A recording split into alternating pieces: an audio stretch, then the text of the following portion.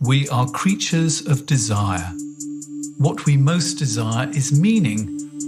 What makes us suffer most is a lack of meaning. The Meaningful Life with Andrew G. Marshall. Marital therapist, author, and communications trainer Andrew G. Marshall invites guests from all walks of life to discuss what makes life meaningful. Hello, I'm Andrew G. Marshall. Welcome to The Meaningful Life. Everything changes, continually, always. Nothing is ever the same. It's one of the fundamental truths of Buddhism, but every day we act as if it isn't true. That somehow, if we try hard enough, love enough, or we're talented enough, we can freeze our lives and stop change in its tracks. My witness today is novelist, writer, Zen practitioner and non-profit consultant Alan Lessik. His debut novel, The Trouble Seeker, was shortlisted for the Pharaoh Gomley Award for LGBTQ fiction. He belongs to a small group of witnesses for The Meaningful Life that I know personally here in Berlin. We're in the same writers and book group. I thought he would be a great person to talk about change because a few months ago, at the age of 68, when most people are settling into a life of sameness, he moved from the USA to Germany, somewhere he'd only visited briefly before, on his own, with only temporary accommodation and an appointment to apply for an artist's visa. Welcome to The Meaningful Life, Alan. Your friends see you as someone who takes great leaps to new jobs, new possibilities, and you used to see this as jumping off a cliff. Tell me what you could mean by this. Well, for many years, my process would be that I would think about something, put it in the back of my mind, not pay attention to it, keep on doing what I was doing, and then one day I would change. I would just do something dramatic and change. A new relationship, a new place to live, a new job, a new this, a new that. And in my mind, I thought, oh, I'm not prepared. I just jump off a cliff and make this happen. And that was how I thought I lived my life. That sounds a little bit scary to me from the outside. How was it for you in the inside? On the inside, there was something that always happened that I was ready at that particular moment, but I never understood it. So it was always a surprise to me. But somehow, even though real life cliffs scare me, and I would never, in fact, I don't want to go near the edge, but these kind of thought cliffs or cliffs in my mind, I knew that it wouldn't, well, I didn't know if it would hurt me or not. I would just go ahead and do it. You're talking to somebody who lived in the same house for 30 years before I moved to Berlin. So change and me, if I'm up for it, fine. Other kinds of changes, no thank you. Now, you see this almost like a Zen practice, sort of just do it now. Can you explain to us what Zen is? I know it's a form of, I think it's Japanese Buddhism. Have I got that correct? Yes. Zen was started in Japan in about the year 1200. The founder is a guy named Dogen. This was based on Chinese practices. And that the basis of Zen is to sit in meditation without purpose, which sounds pretty boring. It does. And it sounds like something ridiculous to talk about in, 2022 when there's so much going on and so much to do and a war right now and decisions to be made. Yet the purpose of Zen is actually to discover our true selves inside of ourselves. And so by sitting, we get to know who we are, and we get to notice the connections that we have with the world. And most importantly, for Zen and for Buddhism in general, we have a chance to see how things are changing in front of us. And I think of something called koans. Is that the right pronunciation of it? Yeah. Now, koans are a certain branch of Zen has koans, which are these almost nonsensical statements. Does the dog have Buddha nature? And actually, a famous koan, which is not a koan that probably your listeners know about, is if a tree falls in the woods, does it make a sound? And so koans are a way to force your mind to look at the contradictions and realize it can't fix the contradictions. And so it allows you to go deeper into your body to feel or to understand what an answer might be. And I think we're going to have a few contradictions today. Am I right in that? We have contradictions all the times. I don't think I'm going to like this, but we'll plow on. So this idea of just do it is a Zen practice. So explain that to me. I think the simplest way is just to think about anything that you're doing. Just do it means put your energy, thoughts, everything into what you're doing at the time. The simplest thing I can think right at the second, brushing your teeth. We brush our teeth. Most of us hopefully do brush our teeth. And when we do, just brush your teeth. Don't think about the cat. Don't think about your family. Don't think about how brushing teeth is good for you. Just for that minute, brush your teeth. And that is just being present, just at that point, focusing on what you're doing, and there's nothing else to focus on. And so just doing is that. Just whatever you're doing, just do it. There's a simple thing is if you're walking down the street, just walk down the street. But I would also say, if you're worrying, well, just worry. Just know that you're worrying right now. If you're upset, just be with being upset right now. That will change because that's the nature of our lives and the world around us, that everything does change. So even if you're just worrying right now and I'm thinking, oh, I don't know what I'm going to say for this podcast and what questions Andrew might ask me, that's where I am. That's all I need to do. And then I can also just let that go. That's interesting because I've had a very grief-filled week. One of my best friends has died after a long illness from cancer. And my uncle, my mother's twin, who was 92, died. And although obviously that was expected, I've had a lot of grief this week. And I just remember walking from the U-Bahn station and I was feeling that grief. And in the past, I would have thought, well, let's move away from the grief and let's think about all the things I've got to do today. But I just thought, well, it's not surprising I'm filled with grief at the moment. I've got 2 deaths and it reminds you of all the other deaths you've been dealing with. And what was interesting was that, yes, for a moment I sunk deeper into the grief and that was okay, but it sort of passed through. Is that what you're talking about? Exactly. In this change of every moment, it's only when we kind of grasp on and we say, oh, I have this grief, and so I have to feel it now, or I don't have to feel it. Either way, you're trying to hold on to something that is going to pass, that everything will pass through. And certain things take a long time. Grieving a close relative, a loved one, will take a long time, but every moment of grieving is different. And I know when my partner died, I honestly spent over a year grieving, but it changed all the time. And each time, even when I was in that particular moment, usually within minutes, if sometimes even faster, sometimes slower, I would feel different emotions come up. And with grief, the flip side of grief is love. And so we grieve because we love, and we love because we grieve. And in grief is love. And frankly, in love, when you're in love, there's grief hiding in the background there. So allowing the flow of the emotions is the best thing we can do for ourselves.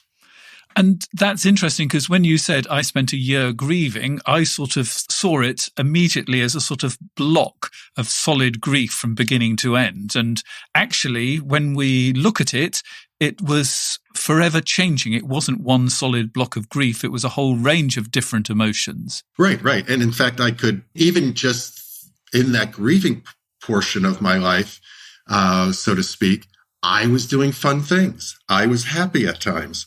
I could have happy memories that would come up and loving memories that would come up. So it was an experience and it was time defined by this special nature of it in a way. But the entire time there. I mean, my friends would say, why are you laughing? Like, aren't you supposed to be grieving? But if it was funny and life was good, I would laugh. I could cry a couple minutes later, but I can laugh still. Just do it. Yeah. When you laugh, commit to the laughter. When you cry, commit to the crying.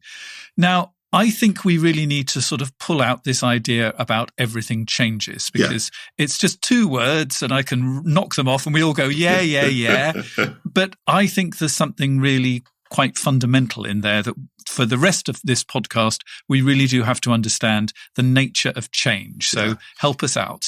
Okay, well, I'll start with a quote from Shunryu Suzuki Roshi, who was a Japanese priest who came to the United States in the 50s and essentially started the Zen movement in the US and in Europe. And one of the things he wrote was, the evanescence of things is the reason why you enjoy life. So that if everything was always the same, frankly, we would be bored. It's the change. Right now, it's starting to become springtime. And each time I walk down the street, I see a flower popping up that wasn't there a couple days ago.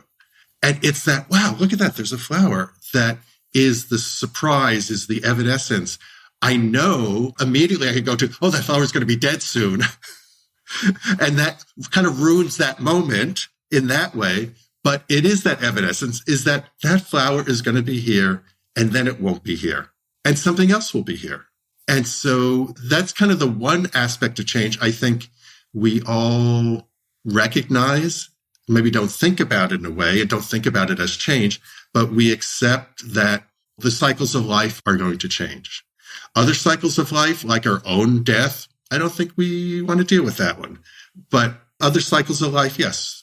At the moment, it seems everything is changing too quickly. We've hardly managed to get a pandemic out of the way, and we have a war that is threatening to get bigger and bigger. I mean, can't we slow this change down a little bit? No. No. The answer is no. What we can do is recognize just that that's the way it is happening. We could do things in our own lives to slow down our own lives. Change is going to happen, though, and that we can't change. So what can we do to slow down our own lives then? That's the $1 million question. You should have a podcast on this. Oh, we are right now. Let's see. For me, and this is Alan's answer, is to have some form of spiritual practice or meditation. That all spiritual practices are designed to bring you into the moment. And I can't talk about Christian or Jewish or Arabic or other practices, but I now know at least the Zen version of them. But just this idea that in that moment, if you're in a church, in a service, you are being infused by that church and the service and everything that's happening at that moment. And so that can bring this little space in our bodies. One of the things that I do love about Zen is it says that we have all of this is in our body right now. All of this is within our ability to access. So I don't have to search far. I don't have to go to another place. If I can come back to my body, if I can come back, the simplest way is coming back just to my breath and to breathe and notice I'm breathing.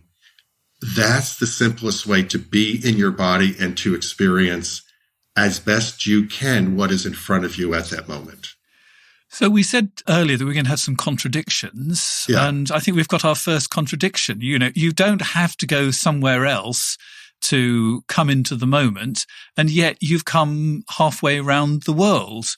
These sort of giant leaps that we make and that you've made, do you think that's an escape from the world or coming to meet the world? I like that question. Of course, I don't think I'm escaping.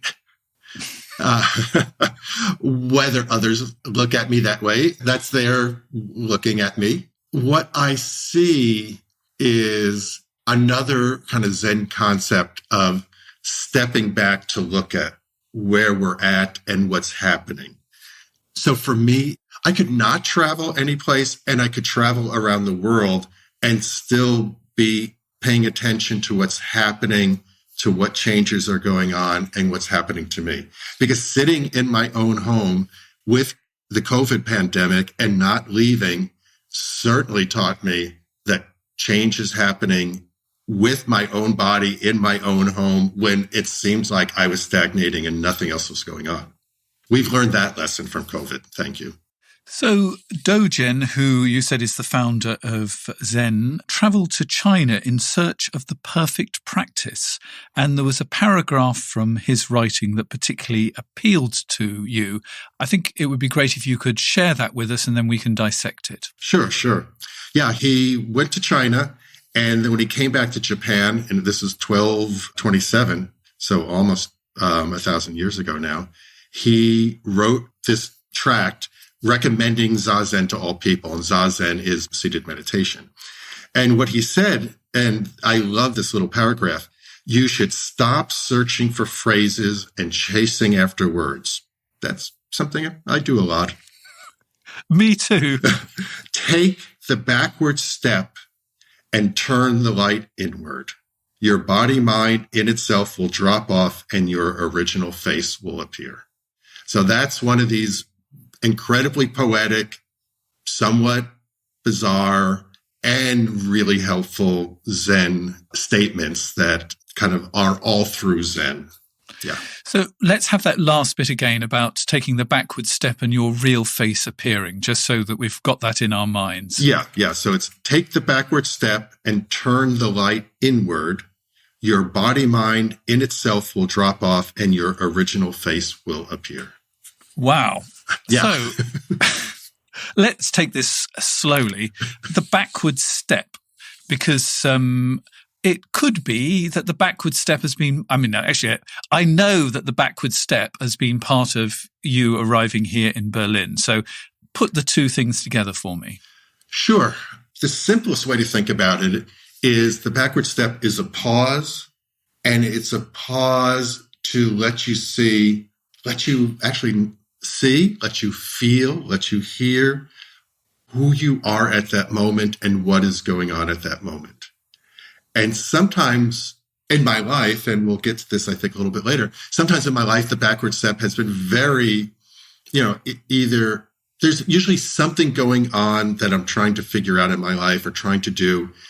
And the backward step I now see is really the first step to moving forward, that it helps me prepare, helps me to see what's in front of me and what's going on in my life. So originally, I have this picture of you sort of running over the cliff, leaving America, coming to Germany with sort of a plan, but it's a very sketchy sort of kind of plan that relied on things like bureaucrats putting stamps on passports. Right. But you're saying there was a backward step there. Yeah, the backward step this time was COVID. The backward step was, I can't leave this place. I'm not, I can go outside to the pharmacy and to the grocery store, but I'm supposed to be in my house. The backward step was, what do I do now? How do I face this? I think if we all go back to the beginning of 2 years ago, the COVID times, when we were told, this is, for some brief period, you're going to be in your house and you're going to be quarantined. And at that point, we all thought, this is impossible. That can't happen. And yes. And after, and then it was like, it's not going to be 2 weeks. It's maybe 4 weeks. And then it was not 4 weeks. And, we know the story, what happened. Yet somehow we managed and lived through all that. And during that time, I was constantly forced to look at, so what is my life now? How do I want to live my life? What does that mean? And in that process, I thought, okay, my life here in San Francisco where I was living is not what I want it to be. And it had nothing to do with COVID. COVID just kind of laid bare the reality is that, I felt my life was stagnating. I wasn't doing the challenging, interesting things that I wanted to do in my life.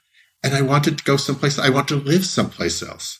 Now, I had no idea how that was going to happen, but COVID itself was part of the backward step of just saying, okay, if you are here all the time in this particular place, does that make me happy?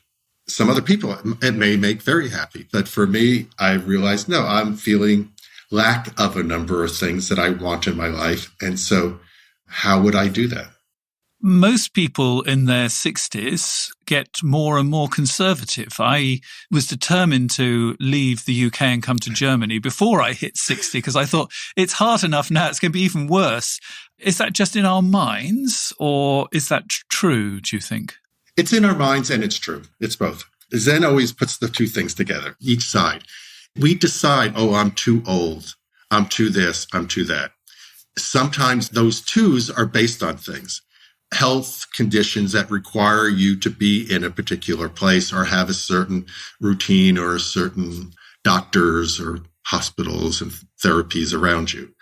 Family, you have other people that you're participating with. Do you have reason to say, yeah, actually, okay, I'm in this marriage and I actually have kids. And so me going off to Berlin and leaving everyone else behind, probably not a good thing for healthy relationships with people. So we do have reasons to kind of look at and decide, does this work for me? But one of the things that made me, and this might help in this kind of age thing, because I was thinking about that just before the podcast, is that, yes, when we're younger, most of us have a certain amount of energy, a mixture of naivete and positive energy that the world is going to change, and I will help it change. I know I felt that way. I spent a significant part of my life feeling that way, wanting to do things. And now I can look back and I say, wow, we accomplished some things, and wow, we really did not accomplish a whole bunch of things. And it seems, in a way, the world is turning back and becoming something else. What that is, I'm convinced, is my trying to hold on to something that doesn't exist any longer. So if I hold on to, in my case, the America that I grew up with in the 60s and 70s, and try to apply solutions today based on that, I'm going to fail because everything is different. I think of Greta Thunberg. She is voicing someone today saying, what have you done? What have you done to create this earth that you're going to give to me? And I have to live in this, and you don't have to live in it. You might die, you will die, and I have to grow up and live in this. And I know she's controversial, but for me, the backward step is to say, Alan, you're stuck. You're stuck thinking how the world was when I was growing up, how you looked at the environment even then. And even though I knew the environment was precious and important, I was looking at it through my eyes of my growing up. Greta's looking at the environment saying, this is all going downhill. There isn't the hope I had because I had this hope, naive hope, but also the world was different 40, 50 years ago in terms of just how things function and the air we were able to breathe. So the backward step for me is to say, I don't know how to see it through these new eyes so well, but there's lots of people that do. And it's their time to take the step forward. And if I can help, and if I can be there to support the Gretas and everyone else in this world trying to face the new sets of conditions, I'll do that. That's my job as an elder right now, to do that. But my job doesn't have to be the guy that was the leader pushing out, saying, follow me, which was my job for many years. What do you do about the energy levels? Because, we did have more energy levels. I mean, it was easier for me to learn a language when I was 30-something than 60-something. So how do we deal with the energy levels? I suppose you've given us part of the answer by saying, well, we don't actually focus on trying to do the things that are now other people's jobs, like changing the world. But help us out with this energy level business. Okay. Yeah, and I would actually say our job is still to help change the world. We can never stop doing that. It's just that what our role in it is can be quite different. I don't really think about energy levels so much. I just think about what I can do today. What do I need to do today? What needs to happen today? So I need to study some German later on today because I want to get better at that. I have some work I have to accomplish. I have to go shopping. Those are things that are going to happen during the day, and I piece them out as I need to piece them out. but I don't worry about, oh, I can't do something, even though there's things in my life I don't do any longer. An example, and I think this is also it's a fascinating thought for your listeners to play with. Are there things that you used to do that you don't do any longer, that you don't even notice? And one of them, for me, is running. I never really liked running as a sport. I tried jogging. I used to do certain things. But I realized that it is so rare for me to run anywhere anymore. And so when's the last time, Andrew, that you ran? I learned a long time ago that I could cover more ground by walking briskly at a constant pace than trying to run and running out of air and energy. See, this is the interesting part. Did you ever think, I'm not going to run anymore? No, I've just stopped running. Yeah. So I think that's what happens in our lives. That's the energy issue in a way, or it's just the familiarity issue that we don't make a conscious decision that most of the time that I'm not going to run anymore, or I'm not going to do this or that. We just over time stop doing it. And then when you think about it, because we think we're in charge of our bodies and what we do in life, and you would think you made a decision. You would think there was some point where you said, as Andrew, yes, I'm just going to stop this running thing and I'm going to walk briskly now. But you didn't make that. You just eased into it. You changed with the circumstances. And so that's what life does, that we change into those circumstances. We ease ourselves, and most of the time we're not thinking about things. So once you actually began to notice that you were taking a backward step, the first step in stepping forward, you realized you'd used it in other important situations like leaving a harmful relationship. Can you talk us through that? Yeah. Anyone who's been in one of those relationships that in the beginning didn't seem harmful, of course. In what way was it harmful? It was harmful for me in that I wasn't being taken seriously as a person in this relationship, that it was somehow all about my partner. Also, that I was hiding things from myself that I didn't know consciously. And that allowed me to get into a relationship where I was the enabler, the helper of someone else, so I didn't have to look at my own problems. Sounds familiar. I have quite a lot of clients like you in my practice. Yeah. And so it's quite normal. And it was only, again, some stepping back that made me realize, oh, what's going on here? And at first it was just about the relationship. And then for me, it turned out to be part of my coming out process, is that by stepping back from the idea of the relationship and the having to be there in it allowed me to then say, oh, what are these other feelings that are bubbling up inside? And with a therapist and with kind of my own focus on that and some group work, I realized I was gay, that what I had thought I was before, which was a person who could be gay or could not be gay, but I was making a choice. I realized I didn't make a choice in that. I was just hiding from myself. And so that was, for me, this backward step was to have that space to look at my own life and then to discover what's there and what was presenting itself at that moment. So if somebody at this moment is in a relationship and they think that it would be useful for them to take a backward step, how would that manifest in real life? I think the best way is to find support for giving yourself the space to make that decision. These days, there's lots of resources online. For me, it was seeing a therapist. Sometimes it can be as simple as doing something in your life that's important for you that has nothing to do with your relationship. Because we often feel very constrained in relationships. And so it's choosing something that this is just for Alan, and I'll do this. And if my partner is pushing back, like, why are you doing this, or you shouldn't be doing this? That may be a sign of, why is that so important to them that I do something? And that's, I'm assuming, something that's just something I would enjoy that's not harmful for anyone else. Yeah, like, for example, getting an allotment would be the sort of example that we might have. An allotment is, this is a very English thing, where a piece of land where you can grow vegetables. Yes, exactly. If you've always wanted to get an allotment, and allotment stands for lots of things, but you've always thought, I might get pushback on the amount of time it would take. I don't deserve that time. All of those stories you tell yourself.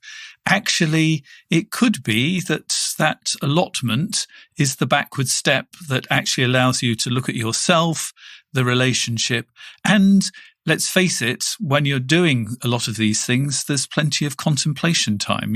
Digging is very good for contemplating. Or it could be that you want to cycle from John O'Groats to Land's End, or perhaps not that far, but, walk the South Downs Way or something like that. That would be a good way of taking a step back, something for you. Yeah. In fact, one of the ones that I did after I finished another relationship, stepping back happens over and over again. Change. We're going back to the change. It's continuous. I was ending another relationship, and I was by where I was working. There was an ice skating rink, and they were offering lessons starting that next day. And I thought, I've always wanted to do this. I was in my late 40s. I've wanted to do this my entire life. My second thought was, but I have to ask permission of my partner to do this, because that was an issue in our relationship of what is my space and what's my time. And I went home and realized, guess what? He's not here anymore. Alan, what do you want to do? And Alan said, I want to skate. Well, Alan, why don't you sign up for lessons tomorrow? So I realized that I could ask myself. But it was a funny backward step, is to think after I broke up, I need to check that out with him first before I do this. And I realized, I don't have to check it out. I can just do it. And then I had, as you say, that allotment of time and space on the ice now. One of the examples I gave in a little blog I wrote was to say, when I left San Francisco, my backward step was to get my skates sharpened in San Francisco. So when I was in Berlin, I would have sharp, clean skates to hit the ice from the first time. Now, in the show notes, you'll find details of Alan's blog, but you'll also find links to his ice skating videos, where he twists and turns and does all sorts of jumps. They are pretty impressive. So go and have a look at that. Now, when we were doing that Dogen quote, we talked about the backward step, which we've done already. But the second part of it was that our original face will appear. Now, what on earth is our original face? So when you first read or heard that, what came up for you? Okay, well, I was being more ignorant than I needed to be, just to sort of provoke you. But if you're turning the tables on me, I think that the original face is the real me, as opposed to the me that has been conditioned by society that says, as a man, I have to do this. In my family, I was taught, for example, not to talk about emotions and feelings, all those other things that people put onto you and you put onto yourself. Maybe if we saw those as sort of like masks, if we take the masks off, there will be an original face underneath it. So that's how I see it, but I'm not a Zen practitioner. So I think a Zen thought should probably be unpacked by a Zen practitioner rather than a psychotherapist. Well, I disagree with that, because you said all the good things that I probably would have said. And I asked you the question also because we often want experts somehow to solve our problems when we all have the tools that are there. So yeah, I think this idea of original face, whenever I read a poem, because much of Zen to me is poetry, and whenever I read a poem, I'll be faced with something that, I've never imagined that image before, or that expression of a feeling. And that's what's so wonderful about poetry. And so I look at this original face as kind of this poetic moment of, what would that be? Because if intellectually, if you think about it, it's like, does that mean the face I was born with? Does it mean the face when I was in utero? I mean, where does the original face come from? I hope it's going to be a younger face than the one I've got now. change is always occurring, Andrew. And so this is your face. This is your face. This is my face. But I think the important about this original face is it gives us an idea that we've accumulated so much in our lives as we grow that we accept as what is. I mean, that's the part of it, is like, this is what I'm feeling now. Yet at the same time, we accumulate stuff that isn't really good for us. We accumulate pains and sorrows that if we can't release and can't let go and can't experience in a different way, that becomes what we think our body is. And that becomes what we think our original face is. And so if we can begin to experience our bodies in a way that acknowledge the pains that are there, but try not to hold on to them, and acknowledge our body, how our body is right now. I mean, our original face is on us right now. We want to deny that. There are mornings I walk into the bathroom and I think, wow, you're looking good today. And there's mornings I walk into the bathroom, it's like, who is that man? And how did he get so old? And what is going on? And wasn't I better yesterday? That's when I'm not looking at my original face. We've got a podcast coming up about how to go from role to soul with Connie Zweig, who's a Jungian therapist. That's coming up in a couple of weeks' time, and I think we'll go further into that idea of aging and the original face. But you were frightened when you first went into Zen that it would change you into someone else. So, first of all, why were you worried? And secondly, did it change you into someone else? So yeah, the answer is yes, it changed me, which is great. But I had this idea about spirituality, and I had this idea, and honestly, I'll say, because of how I see certain people who say they're spiritual people, who kind of put that out front, that I detected an unrealness in their experience, and an unrealness that try to ignore the pain in life and the suffering in life, and so that all is good and all is peaceful and all is wonderful. And, there are people like that who can somehow live their lives like that. But I knew all wasn't wonderful. Right now, I know there's incredible new suffering going on, in Ukraine. I can't ignore that.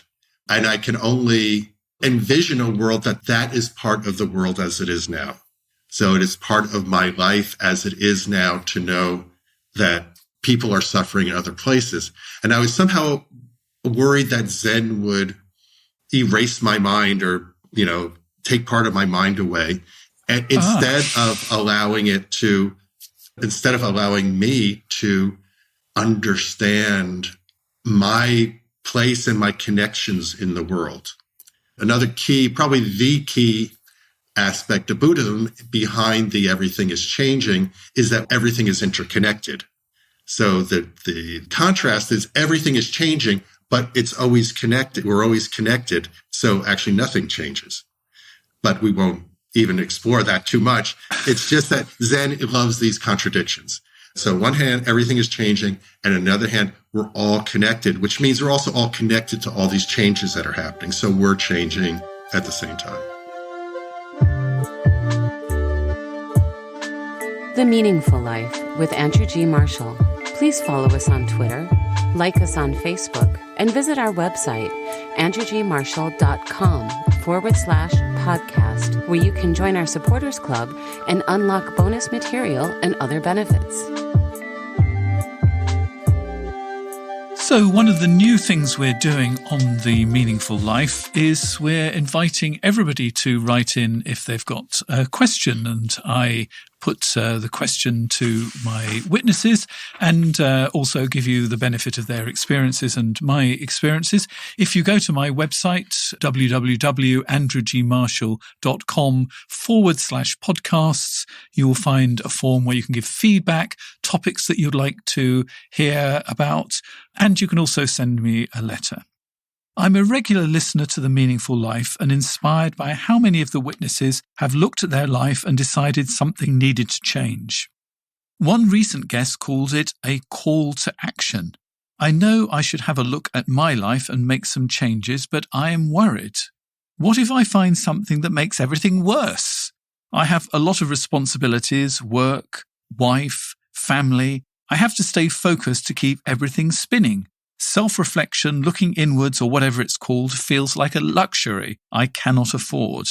And yet I keep listening to the podcast and now I'm writing in. So some part of me wants to be convinced. So are we going to convince or are we just going to tell him to stay with the contradictions? Well, I think that your listener notes a number of things. And one of the things I recognized in my path is worry is a complete waste of time. It is, because worry never solves any problems. But you must have worried on your way to Berlin. What am I going to find? How am I going to cope? How am I going to find people that will welcome me in? Honestly, I didn't. I haven't let go of worry. I've let go of worrying about worrying. Okay. And so, yes, worries will come up. But for the most part, worries by themselves take away the valuable time that we have in this life, but they take away our energy from actually figuring out what to do. So a quick worry will just, hopefully for me, say, oh, there's something you need to consider.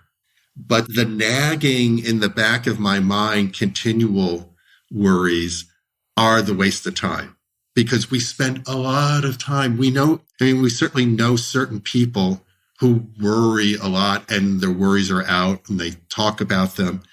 The step back allows you to say, oh, gee, I'm worrying. This is coming up now. What do I do now? And what can I do next? And what is the step I need to take? I have a lot of nighttime worries, and I've told myself that horizontal thinking is no good whatsoever. So if you're lying down and thinking, which is nearly always worrying, it's always going to be pointless worrying. So I sort of tell myself, this is horizontal thinking, doesn't work. I can think about that in the morning, and generally in the morning I don't really want to think about it. So I think you're right. The worrying about the worrying is actually really where the problem is. So how is this guy worrying about the worrying? Well, he said he was at the end of his thing. He's worried that blah, blah, blah. I'm not making light of this in any way. But the simplest thing is, if you're worried, that's a really good time to take a couple of deep breaths. And in fact, what I recommend to people, there's a process that you take a deep breath inward by counting to 4. You hold that deep breath counting to 7, and then you let it go counting 8. And you do that 4 times. Let's do it just once so that we can just get the idea again. So lead us through it then. Okay, so we're going to take a breath. And as we take a breath in, I'm going to count to 4. 1, 2, 3, 4. Hold that. 1, 2, 3, 4, 5, 6, 7. And exhale. 1, 2, 3, 4, 5, 6, 7, 8. If you repeat that 4 times, that will physically help readjust your body to calm down and to be present at that particular moment. And you might see, after doing that 4 times, you might feel relaxed, which is really, really good if it happens. You also just might notice, like, what is, the thing that was a generic worry becomes something specific. And that's the backward step again, because you're then saying, oh, like, worry is like too much to deal with, and it's nebulous. But it's that, oh, how will I make money? Or how will the money appear? Or something like that. Then you can, like, okay, well, what do I do about that? Is my job in risk? Well, no, it doesn't appear to be. So maybe I don't need to worry about that. Or if it is, what are the next steps I take at that point? So that taking that breath allows you to take the step back and allows you to see what is in front of you that may be actionable. as a therapist, I would say the things that are in our unconscious that we don't meet is going to come and meet us. Yeah. So this line, what if I find something that makes everything worse? What if you ignore something that is going to make everything worse? And rather than actually engaging with it in your own time, it leaps out from under the bed and bites you. Because often when I have clients that come to me too late, they have actually been ignoring stuff, often for a very long time. And then one partner normally says, this has been too hard for too long, and they've given up. And so sometimes not going to meet these things means the problems have been going on for too long and have become too hard. Whereas actually, if you meet them, you might find they're not actually quite so bad. So I think that, if you're worried that everything is going to be made worse, I think you should be walking towards that worse rather than putting your fingers in your ears about it. So I have to say, I don't think self-reflection is a luxury. I think it's a necessity. And it doesn't actually need an awful lot of time. Just as Alan was saying, just doing those breathing exercises from time to time. Actually just sitting on the train rather than working on the train, just actually walking rather than walking and thinking. Actually, you don't have to go up to the top of a mountain. You can meet all that stuff in the here and now. Just do those breathing exercises after listening to this. Yes, I would say that it brings back to me my discovery through Zen, which is everything that is happening. I don't necessarily have control, but everything is still offering a possibility. And that when I can see that there are possibilities, even when I think there are none, I think especially in relationships, we get ourselves in places where you think, oh my God, there's no choice, there's no choice, there's no choice. That becomes our mantra. And there's always choice. But we have to have that backward step to feel like there is a choice. And often when people are stuck in that there's no choice, they think, I either have to stick in it and endure, or I have to leave. And there are 1,000,001 other possibilities within those two extremes. Right. So, Alan, I have to say thank you very much for being an excellent witness on The Meaningful Life. And I have to turn the tables on you and ask you, what makes your life meaningful? Well, I'll start by saying my life is meaningful because this world is really amazing and beautiful. Even with all the issues, all the problems, there's an amazing thing about just life in the world that these days I allow myself to celebrate every day in tiny little ways. Yeah, and I also, this is contradictory, but I know that I'm going to die. I know I'm going to die one day. And so the time I have is precious. And I don't worry about dying, and I don't worry. I just know I can't change that. And so the question I do sometimes ask myself, if this was like in your last minutes, how do you want to be?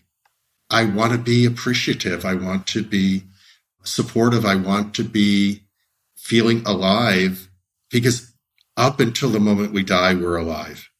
And so I want to be aware of living as much as I can. So has moving to Berlin made your life more meaningful? I would not say more meaningful, because I find meaning everywhere. Was the decision good? So far, the decision has been great to be here for me, to explore having new friends, to have a new version of Alan. There was an Alan that people knew, or people who knew me as a kid have in their mind. And now people that I meet, like Andrew, have this version of what they think Alan is. And it's fun to explore that and to recognize that the old versions are still, I carry with me and they're still in my mind, but they're less important right now because other things are coming up for me to do. So unfortunately, that's where we're going to have to leave this conversation, but you have two options. If you are on Apple, you'll find there's a button that allows you to buy the bonus material, where we're going to be discussing this lovely idea of Alan's, that the backward step allows you to find the moment where real change can occur. So we'll unpack that. We'll sum up all of this, see what each of us have learned from this experience.